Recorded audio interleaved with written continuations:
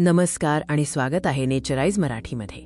आज आपण मानवी रक्तातील सर्वात महत्त्वाच्या विषयांपैकी एकाबद्दल बोलणार आहोत, रक्तगट। रक्तगट म्हणजे काय आणि ते आपल्या जीवनात इतके महत्त्वाचे का आहेत? रक्तगट कसे ठरवले जातात हे आज आपण सविस्तर पाहूया।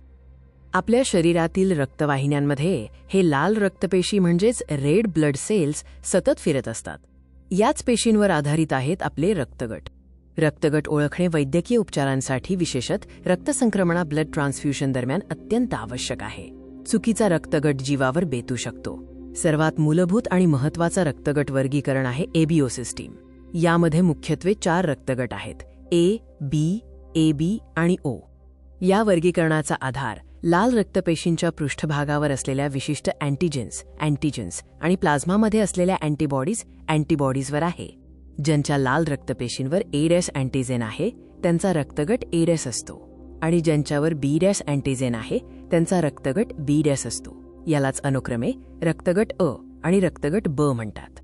जर दोन्ही अँटीजेन्स A आणि B पेशींवर असतील तर तो रक्तगट AB असतो आणि जर दोन्हीपैकी एकही अँटीजेन नसेल तर तो रक्तगट OO असतो। एबीओ सिस्टीम व्यतिरिक्त आणखी एक महत्त्वाचे वर्गीकरण आहे RH फॅक्टर।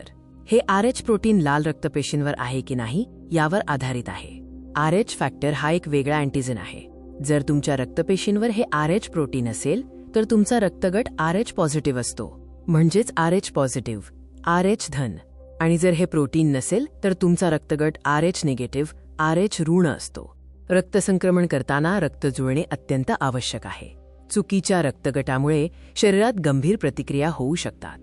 रक्तगट ओ निगेटिव्ह हा युनिव्हर्सल डोनर मानला जातो कारण ते कोणालाही रक्त देऊ शकतात, तर AB पॉझिटिव्ह हा युनिव्हर्सल रेसिपियंट असतो। आपला रक्तगट जाणून घेणे केवळ आपत्कालीन परिस्थितीतच नव्हे तर तुमच्या एकूण आरोग्यासाठीही महत्त्वाचे आहे। रक्तगट आपल्याला पालकांकडून जनुकीय वारसा म्हणून मिळतो, त्यामुळे रक्तगट निश्चित करण्यात जनुके महत्त्वाची भूमिका बजावतात। एका साध्या DNA ग्राफिकद्वारे आपण पाहू शकतो की आपले रक्तगट कसे अनुवांशिकरित्या हस्तांतरित होतात। तर आपण एबीओ आणि RH फॅक्टर हे 2 मुख्य रक्तगट प्रणाली पाहिले जे रक्तसंक्रमणासाठी आवश्यक आहेत आणि आपल्या आरोग्यावर परिणाम करतात। तुम्हाला हा माहितीपूर्ण व्हिडिओ आवडला असेल तर नेचराइज मराठीला सबस्क्राईब करायला आणि आपल्या मित्रांसह शेअर करायला विसरू नका। भेटूया पुढच्या व्हिडिओमध्ये।